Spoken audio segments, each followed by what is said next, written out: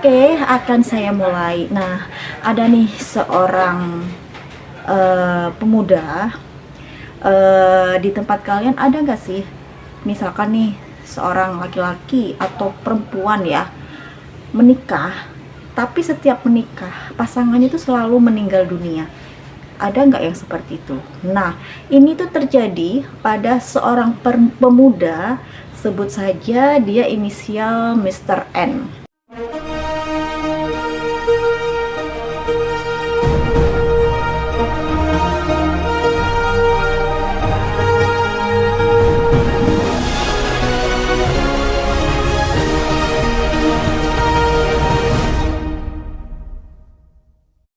Assalamualaikum warahmatullahi wabarakatuh. Jumpa lagi bersama saya Lydia Moana dalam YouTube channel Lydia Moana. Seperti biasa, saya akan membawakan sebuah kisah nyata dalam rumah tangga. Nah, kali ini kira-kira cerita rumah tangga siapa ini yang saya angkat di channel YouTube saya kali ini? Nah, terima kasih ya buat kalian yang sudah ngirimin dan bersedia untuk diangkat ceritanya di sini. Tapi tenang, identitasnya terjamin rahasia. Oke, akan saya mulai. Nah, ada nih seorang pemuda di tempat kalian ada nggak sih? Misalkan nih seorang laki-laki atau perempuan ya menikah, tapi setiap menikah pasangannya itu selalu meninggal dunia.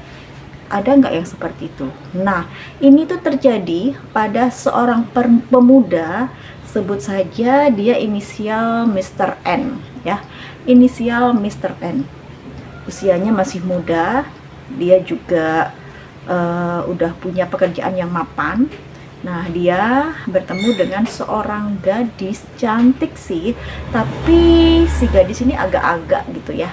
Jadi dia itu dikenal di kampungnya itu emang agak nakal gitu loh. Tapi yang namanya cinta membuat pemuda ini menjadi buta dan lupa akan masa depan atau lupa akan bibit bebet bobot pasangannya. Dia udah nggak peduli. Dan apabila ada orang yang menjelekkan calon istrinya ini, dia selalu bilang fitnah gitu ya. Padahal banyak banget orang yang sudah ngasih tahu ke pemuda ini, Mr. N ini, bahwa wanita kamu itu begini seperti itu. Tapi dengan cinta yang besar, akhirnya si pemuda ini tetap melamar perempuan itu, cewek itu tadi, sebut saja Mercedes E ya, Mercedes E, Miss A gitu ya. Nah, akhirnya mereka ini pacaran, tapi keluarga sang pemuda ini, keluarga dari Mr. N ini tidak mensetujui, tidak merestui hubungan mereka. Karena apa? Karena keluarga Mr. N ini sudah mengetahui seluk-beluk keluarga bibit bebet bobot dari si perempuan ini. Miss E ini sudah tahu, memang sih cantik, tapi latar belakangnya itu nggak masuk gitu loh di keluarga Mr. N ini. Akhirnya menolaklah semua pihak keluarga dari Mr. N. Tapi Mr. N ini sudah sangat cinta, udah bucin banget. Jadi dia nggak mau tahu dia harus nikah sama cewek. Nah, karena pihak keluarga nggak suka, tidak setuju, tapi Mr. N ini tetap ingin lanjut, ya udah akhirnya pihak keluarga ini nyerah, terserah kamu deh, kalau kamu mau nikah aja, tapi kalau ada apa-apa ya udah kamu tanggung sendiri. Dan Mr. N ini berjanji nih pada keluarganya, dia oke, aku akan menanggung semua resikonya apabila ada masalah kedepannya nanti sama perempuan ini. Oke, jadi pihak keluarga dari Mr. N ini udah lepas tangan ya, mereka nikah atau enggak terserah gitu ya. Dan akhirnya mereka belum nikah sih, masih pacaran aja. Nah, tapi ternyata pada saat mereka pacaran itu, dan tidak disangka-sangka si perempuan ini ternyata hamil duluan. Hamil di luar nikah dengan Mr. N ini. Shock dong keluarganya. Keluarga Mr. N ini sangat shock.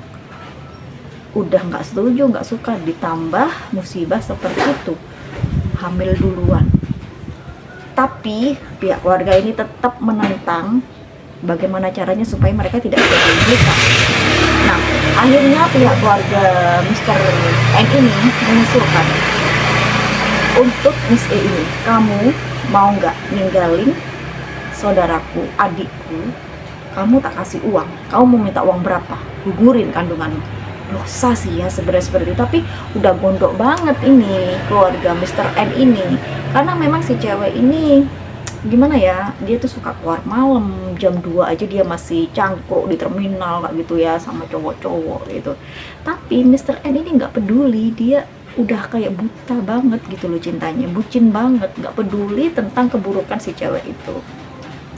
Oke, akhirnya datanglah Mr. N ini membawa Miss E ke rumah kakak kandungnya dari Mr. N untuk tanda tangan dan bikin surat pernyataan bahwa Miss E ini mensetujui keinginan dari kakaknya pemuda itu.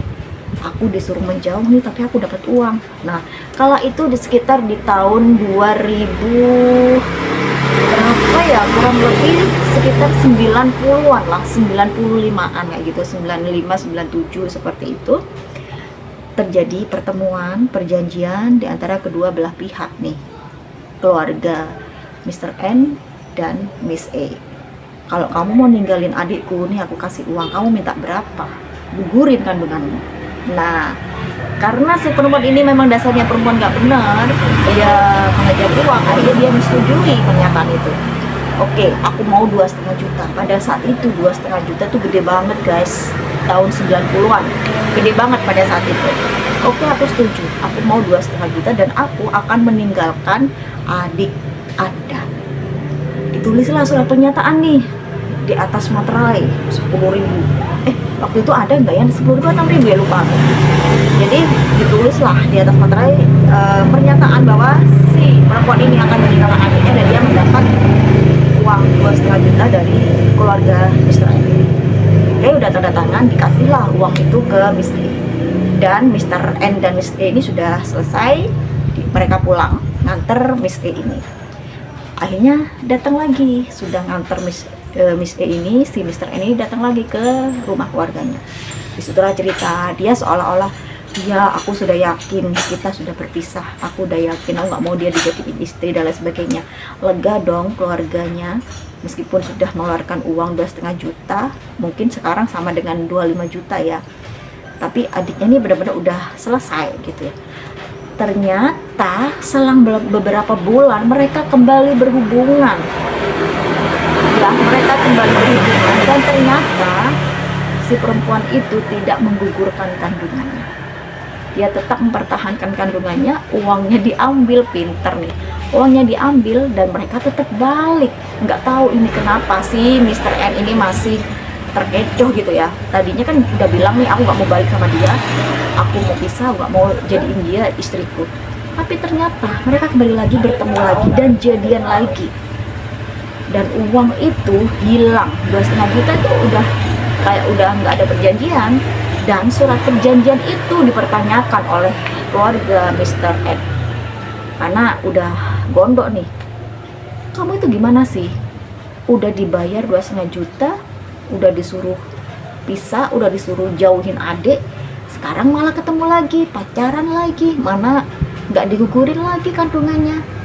Karena semakin lama semakin besar kandungannya, mau nggak mau Mr. N ini mendesak untuk menikahi, Mr. ini mendesak untuk dinikahi. Jadi surat pernyataan itu tidak berguna, tidak dipakai. Ya keluarga udah menyerah lah, udah terserah kamu, kalau ada apa-apa silakan tanggung sendiri. Dan ternyata tahu kalian, Mr. N ini menjawab apa? Oke, aku akan menanggung semua resikonya dan aku gak akan minta tolong ke kalian apapun masalahku nanti. Dan ingat, tolong jangan pernah nasehatin aku lagi, begitu. Dan keluarga Mr. N ini sudah lepas tangan, bener-bener lepas tangan, bener-bener hilang komunikasi, udah gak mau tahu kamu mau nikah atau enggak, terserah. Dan ternyata memang mereka menikah kecil-kecilan di KUA, yang penting resmi ya, secara sah di mata hukum. Mereka menikah dan kehamilan itu sudah berusia 5 bulan sampai akhirnya lahir anak pertamanya. Nah, Pihak keluarga ini melarang, kenapa? Karena takut nanti keturunannya nggak baik, takutnya ngambil ke gen mamanya gitu ya, takutnya kebanyakan ngambil gen mamanya. Berbeda banget nih pemuda itu sama pemudi itu, beda banget kayak langit dan bumi gitu loh, dari masalah akhlak dan lain sebagainya, pekerjaan. Tapi nggak tahu anehnya si pemuda ini bener-bener bucin banget ya, emang cantik sih, cuman ya kayak gitu. Sebenarnya kalau boleh dibilang nih masalah body itu masih kurang ya kayak gitu, tapi udah buta nih si pemuda ini, udah cinta banget, dan akhirnya mereka mulai menikah dan melahirkan anak pertamanya. Nah disitulah mulai terjadi nih perubahan yang sangat drastis. Si Miss E ini, aku panggil sekarang Mrs. E ya karena sudah menikah nih, Mrs. E ini berubah drastis. Dia berubah menjadi wanita yang nurut banget sama suami, nurut banget sama kakak-kakak iparnya, baik banget. Dia suka nolong kakak-kakak iparnya apabila kakak iparnya itu memerlukan bantuan, nggak disuruh dia tetap datang untuk memberikan bantuan. Dan di sini keluarga dari Mr. N ini terharu, sedikit ada menyesali, kasihan ya dulu itu ditolak, dulu kita tolak, ternyata orang ini baik banget. Nah jangan melihat orang dari casingnya aja ya, don't judge for the book, apa ya lupa, nah kayak gitulah ya pokoknya. Jadi ternyata Mrs. E ini baik banget orangnya, suka nolong, baik banget, perhatian banget ternyata. Nah di sini terkecohlah pihak keluarga Mr. N ini, tapi mereka masih yakin takutnya nanti keturunannya, anaknya ngikuti karakter dari mamanya kayak gitu ya, karena karakter mamanya masa muda itu seperti itu, gonta-ganti pasangan dan lain sebagainya, takutnya seperti itu, terus bandel dan lain sebagainya. Tapi ya semoga aja nanti lebih banyak ngambil gen bapaknya gitu ya.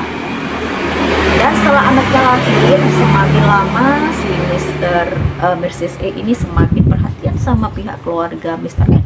Perhatian banget. Ada apa-apa dikit, ayo main ke sana, main ke keluarga papa, main ke keluarga ayah gitu. Akhirnya deket lah mereka ini, Mrs. E dengan keluarga Mr. N ini deket banget, akrab banget. Nah beberapa tahun kemudian si anak ini sekitar usia 5 tahun, Mrs.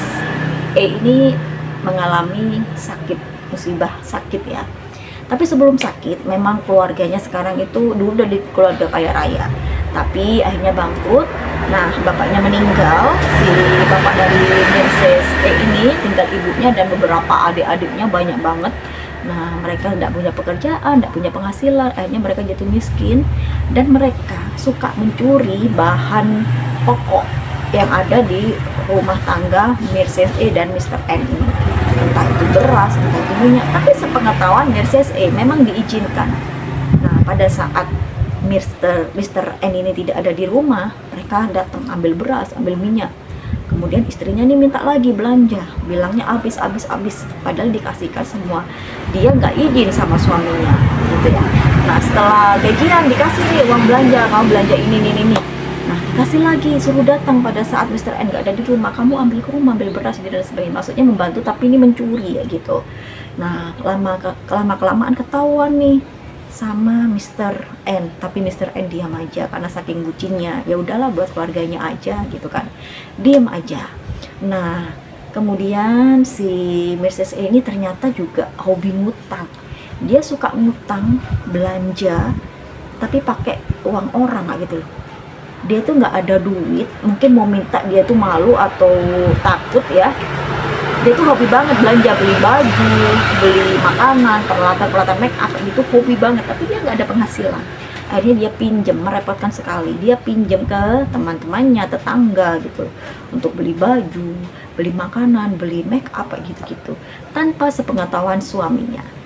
Nah ketika dia sakit, dia mulai mengalami pusing, kemudian badannya lemes dan lain sebagainya. Ternyata dia didiagnosa hipertensi dan kencing manis, diabetes. Tapi dia nggak mau dibawa rawat jalan atau rawat inap, nggak mau. Dia takut banget sama dokter, takut banget sama rumah sakit. Ya udah akhirnya rawat jalan. Tapi Tuhan mungkin lebih sayang sama dia. Akhirnya dia meninggal ya, dan meninggalkan anak yang masih usia 5 tahun pada saat itu. Ini cepet banget sakitnya, karena dia memang nggak mau diajak ke dokter gitu ya, jadi sakit tuh didiemin aja gitu. Akhirnya penyakitnya merajalela, nggak ada herbal atau obat, nggak ada sama sekali, didiemin aja karena dia emang takut, setakut itu ke dokter, rumah sakit atau jarum suntik. Dan akhirnya Mercedes ini meninggal dunia. Kemudian sang suami ini tinggal berdua dengan anak sematawayangnya, namun dengan keluarga mertua masih komunikasi kan, masih ada anak nih, karena anaknya kan sering juga main ke sana. Kemudian selang 2 tahun Mr. N ini menikah lagi dengan seorang gadis, tapi udah bujang laku ya, perawan tua. Dia udah usianya sekitar 40-50 lah, kurang lebih 45 sampai 50 tahun, dan dia belum pernah menikah sama sekali. Dijodohkan nih sama salah satu teman, hanya mereka jadian. Nah kebetulan si perempuan ini, sebut saja dia Mercedes S ya, Mercedes S, dia itu pekerja keras, dia sudah punya banyak aset, rumah, mobil, mas-masan dan lain sebagainya. Dia tuh pinter banget nabung, cuman sayang dia nggak memperhatikan kesehatannya. Dia kerja tapi dia tidak terlalu memperhatikan kesehatannya. Akhirnya menikahlah kedua manusia ini, Mr. N dan Mercedes S. Menikah mereka, yang tadinya ada di kota A, yang satunya di kota B, sekarang jadi satu di kota B mengikuti domisili suami. Nah, setahun 2 tahun mereka ini tidak memiliki anak. Akhirnya mereka mengadopsi anak dari seseorang yang baru melahirkan di salah satu kampung sebelah. Baru melahirkan dan diambil anaknya, diadopsi gitu ya. Dan ini sah secara hukum, diadopsi. Jadi cowok nih anaknya diambil sejak bayi pocong baru lahiran langsung dibawa gitu ya, tapi ini sah. Akhirnya mereka hidup bahagia berempat ya, hidup bahagia berempat. Mereka punya banyak uang, tapi memang Mrs. S ini sangat pelit, cukup pelit. Dia sama anak sambungnya itu nggak terlalu perhatian, dia hanya memperhatikan suaminya, dirinya, dan anak yang adopsi tadi.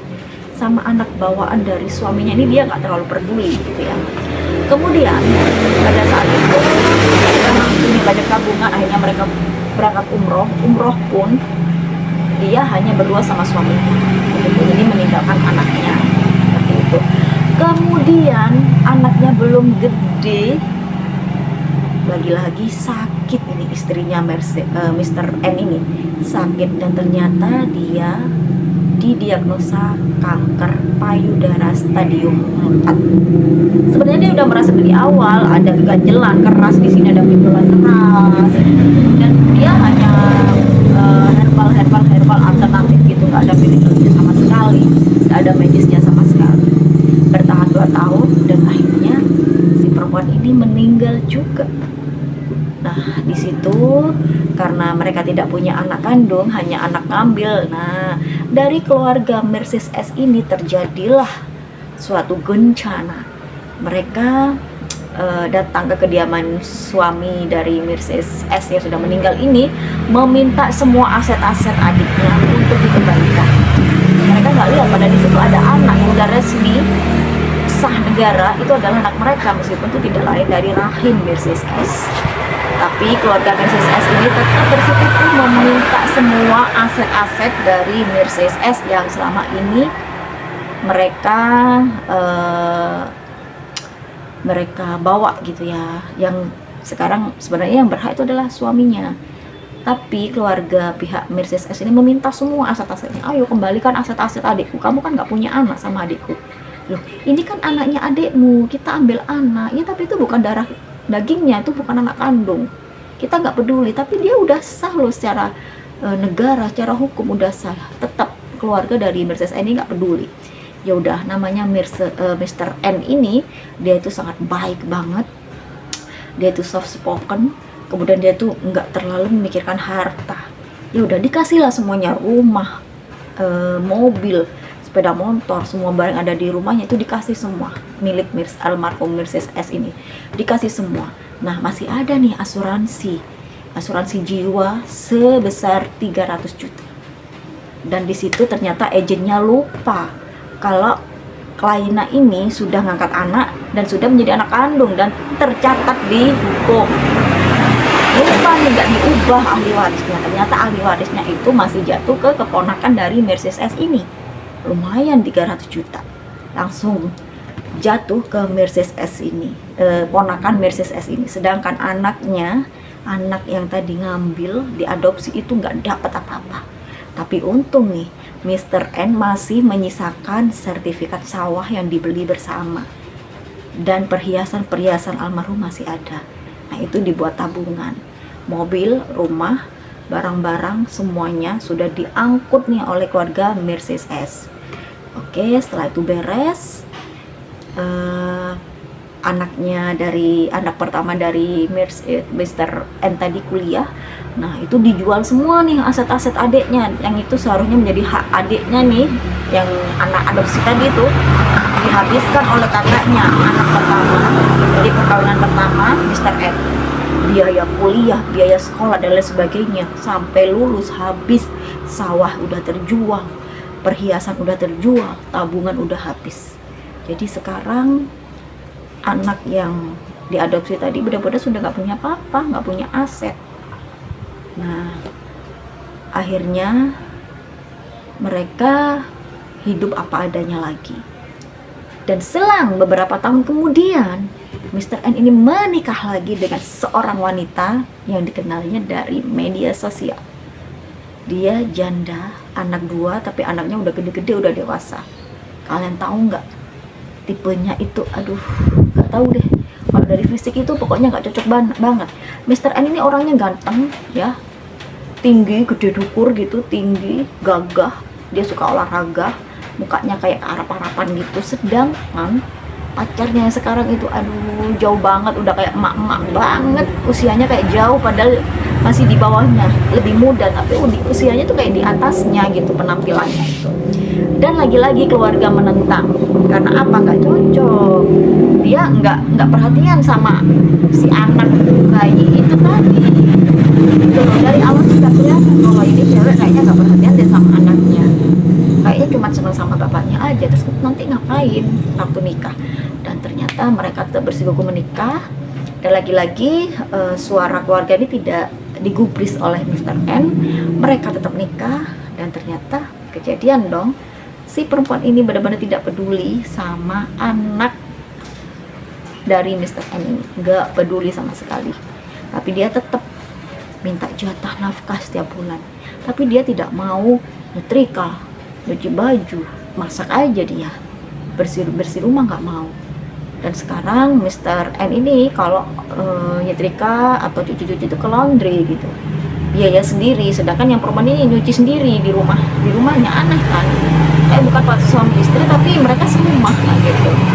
Dan ini nggak sampai meninggal ya teman-teman. Nah, nggak tahu nanti kapan. Tapi ini nggak sampai meninggal, tapi mereka kehidupannya seperti itu. Dan Mr. N ini ternyata tertipu. Yang dulu awalnya si pacarnya ini, yang istrinya sekarang yang ketiga ini, dia mengaku anak orang kaya, dikejar-kejar dokter. Nah, sedangkan Mr. N ini sangat polos, lugu, karena dia tidak mau kehilangan perempuan ini, akhirnya langsung dilamar, dinikahi. Ternyata semua omong kosong, hanya karangan cerita aja supaya perempuan ini cepat dinikahi oleh Mr. N ini. Dan karangan cerita yang dia bilang banyak uang, itu zong, tidak ada sama sekali. Dan sekarang kehidupan Mr. N ini, meskipun dia mapan sih pekerjaannya ya, seorang ASN lah ya, tapi berapa sih gaji maksimal ASN dengan kebutuhan yang saat ini sangat lumayan besar.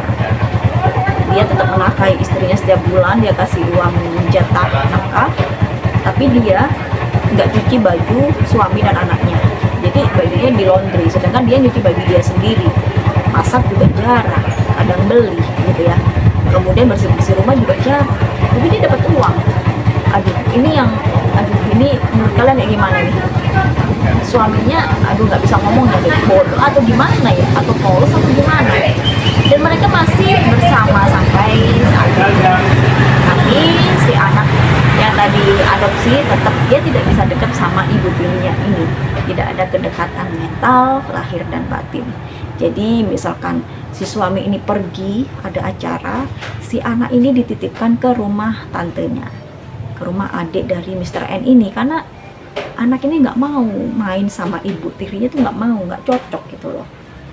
Nah, menurut kalian gimana ke depannya, kira-kira masa depan rumah tangga dari Mr. N dan Mrs.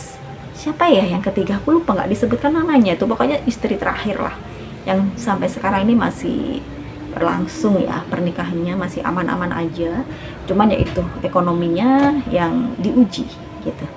Yuk silakan komen di kolom komentar, menurut kalian kira-kira rumah tangga mereka kedepannya kayak gimana, silakan komentar.